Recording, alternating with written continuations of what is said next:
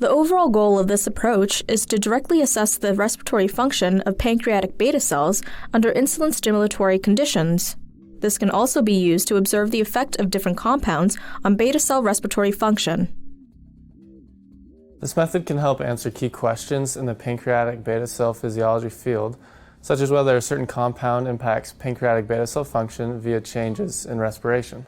The main advantage of this technique is that it can be used to directly assess respiratory function in pancreatic beta cells under basal and insulin stimulatory conditions. Visual demonstration of this method is critical as the cell preparation and machine usage steps are difficult to learn due to the required precision in cell preparation and measurement of respiration.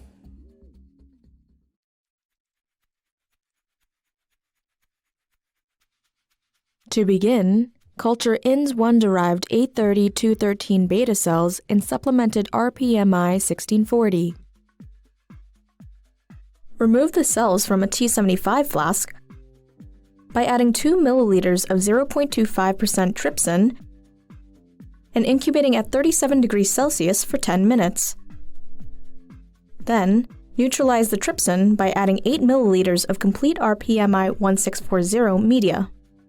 Dilute 100 microliters of the cell volume in 900 microliters of PBS and count the cells using a hemocytometer. Then, plate the cells at a density of 1 million cells per milliliter in a 10 centimeter dish. Culture the cells in a humidified incubator at 37 degrees Celsius and 5% CO2 before beginning respiration experiments.